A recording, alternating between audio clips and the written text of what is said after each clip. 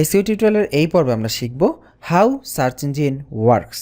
First of all আমরা অনেকেই মনে করি যে গুগল বা যেটা ওয়ার্ল্ডের সবচেয়ে বড় সার্চ ইঞ্জিন, এটা আসলে সব কিছুই জানে। এমনকি আমাদের দেশে এমন একটা প্রবাদও আছে যে তুমি যেটা জানো না সেটা গুগলকে জিজ্ঞেস করো, মামা সব বলে দিবে। কিন্তু আসলে এই কথাটা কতখানি সত্য? মামা কি আসলেই সব কিছু জানে? নো ভাই, মামা আসলে কিছুই জানে না। মামা শুধু জানে কোন জায়গায় কি পাওয়া যায়, এটাই। এর বাইরে মামার কোনো নলেজ নেই। বিষয়টা আমি একটু ক্লিয়ার করে বলতে চাই। ধরেন একটা লাইব্রেরি, একটি লাইব্রেরি হচ্ছে জ্ঞানের খনি বা জ্ঞান ভাণ্ডার। এখন সেখানে একজন লাইব্রেরিয়ান থাকে। আপনি একজন লাইব্রেরিতে যাবেন, তাকে জিজ্ঞেস করবেন আইনস্টাইনের অমুক বইটা কোথায় পাওয়া যাবে। সে হয়তো 1 মিনিটেরও কম সময় আপনাকে বলে দেবে অমুক তাকে গেলে তুমি আইনস্টাইনের ওই বইটা পাবা। সেখান থেকে আপনি গিয়ে বইটা নিয়ে পড়তে পারেন। এখন ওই লাইব্রেরিয়ান কিন্তু জানে না ওই বইয়ের ভেতরে কী আছে, বা ওই বইয়ের যে নলেজ, সেই নলেজ কিন্তু লাইব্রেরিয়ানের নেই। সে শুধু জানে কোন বই কোন জায়গায় রাখা আছে। ঠিক গুগলও একই ভূমিকা পালন করে। গুগল নিজে কিছুই জানে না, তার নিজের কোনো নলেজ নেই। সে শুধু এতটুকুই জানে কোন নলেজ কোথায় গেলে পাওয়া যাবে, এবং সেইটাই সে আপনার সামনে প্রদর্শন করে। আপনি যখন গুগলে কোনো কিছু লিখে সার্চ করেন, সে তার ওই নলেজের ভাণ্ডার, যেহেতু সে জানে যে কোন ওয়েবসাইটে কী আছে, সো সে সেখান থেকে আপনাকে ওই নলেজের ভাণ্ডারের লিঙ্কগুলো আপনার সামনে এনে দেয় যে তুমি অমুক ওয়েবসাইটের অমুক পেজে গেলে এই তথ্যটা জানতে পারবা, এবং আপনি ওই লিঙ্কে ক্লিক করে সেই ওয়েবসাইট থেকে মূলত আপনি তথ্যগুলো সংগ্রহ করেন। মূলত গুগলের কাছ থেকে আপনি কোনো তথ্য সংগ্রহ করতেছেন না, শুধুমাত্র ওয়েবসাইটের লিঙ্কটা ছাড়া। এবং এইটাই হচ্ছে মূলত সার্চ ইঞ্জিনের ভূমিকা। এখন প্রশ্ন আসে, এই যে আমি বলতেছি গুগল জানে কিভাবে যে বিভিন্ন ওয়েবসাইটের কোথায় কি পাওয়া যায়, এইটা আসলে গুগলের কাছে তথ্য কিভাবে থাকে? গুগলের কাছে এই ডাটাটা জমা থাকে হচ্ছে গুগলের বেশ কিছু অটোমেটিক সফটওয়্যার রয়েছে, যেগুলোকে গুগলের স্পাইডার বা বট বা ক্রলার বলা হয়ে থাকে।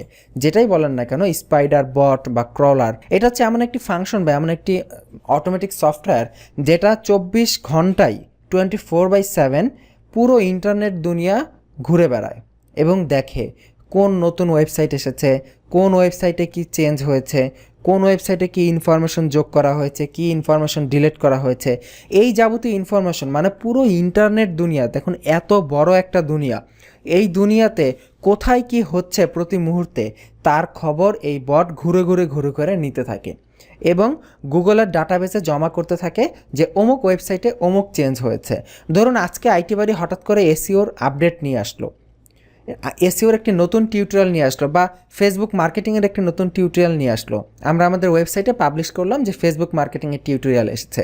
তখন কি করবে, গুগল বট আমার ওয়েবসাইটে যাবে, গিয়ে দেখবে হ্যাঁ আইটি বাড়িতে নতুন একটা টিউটোরিয়াল এসেছে।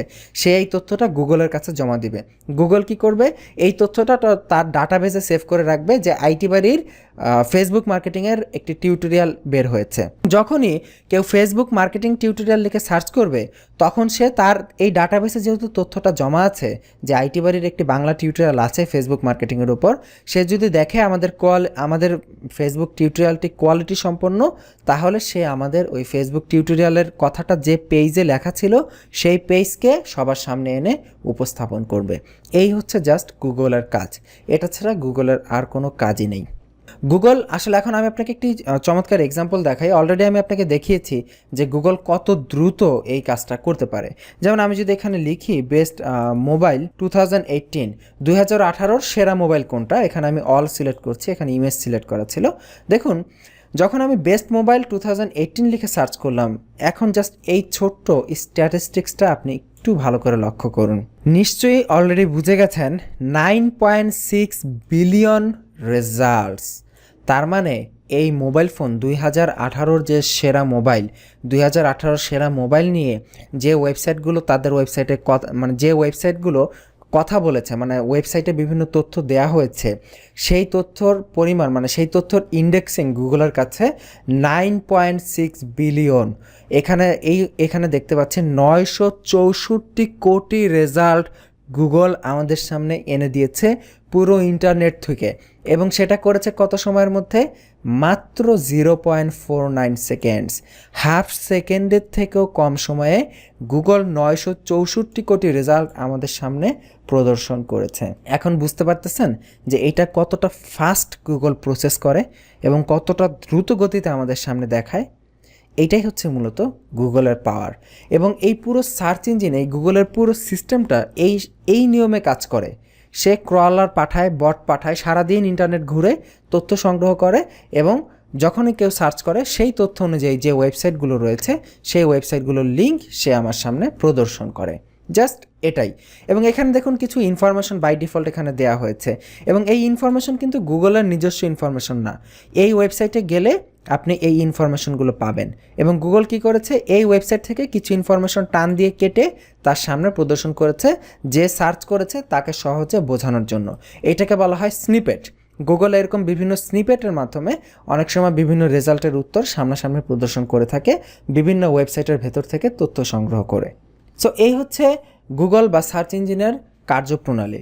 এখন আমার মনে একটি প্রশ্ন আসতেছে, আপনার মনেও আসা উচিত, সেটা হচ্ছে এই যে আমি বললাম গুগলের বট 24 ঘন্টায় ঘুরতে থাকে, সব ওয়েবসাইটের তথ্য নিতে থাকে, তাহলে এমন কি হতে হয় না যে আপনি কি একবার ভাবেন না যে ফেসবুকের মধ্যে আপনি অনেককে অনেক পার্সোনাল মেসেজ দেন, পার্সোনাল ছবি দেন, গুগল তো তাহলে সেগুলোও দেখে ফেলতেছে, তাই না?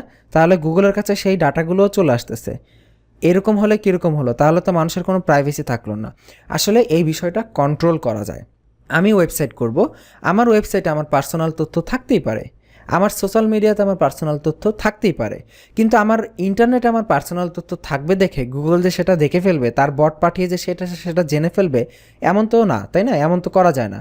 এর জন্য গুগলের বটকে কন্ট্রোল করার জন্য এসইওর কিছু সিস্টেম আছে, সেটাকে বলা হয় robot.txt ফাইল।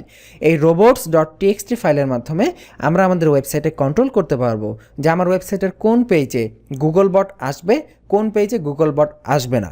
সেইটা আমরা বাধা ধরার রুলস আমরা দিয়ে দিতে পারবো। আমরা যদি কোনো পেজকে আটকে রাখি যে এই পেজে কোনো গুগল বট প্রবেশ করবে না, তাহলে গুগলের বট বা অন্যান্য সার্চ ইঞ্জিনের বটগুলো আমরা কখনোই এই সাইটে প্রবেশ করতে পারবে না এবং আমার ইনফরমেশনগুলো সে ইন্ডেক্স করতে পারবে না। ইন্ডেক্স করা মানে হচ্ছে আমার ওয়েবসাইটে যে ইনফরমেশন আছে সেই তথ্যটা গুগল সংরক্ষণ করা, যে আমার ওয়েবসাইটে এই তথ্যগুলো পাওয়া যায়। দ্যাট মিন্স গুগল চাইলেই সব ওয়েবসাইট ইন্ডেক্স করতে পারে না যদি তার ইন্ডেক্সের প্রপার পারমিশন না থাকে। আশা করি আপনারা গুগল বা এই সার্চ ইঞ্জিন কীভাবে কাজ করে সেই সম্পর্কে খুব ক্লিয়ার একটি ধারণা পেয়েছেন। আজকের পর্ব এই পর্যন্তই। আগামী পর্বের আমন্ত্রণ রইল। ভালো থাকবেন। আল্লাহ হাফিজ।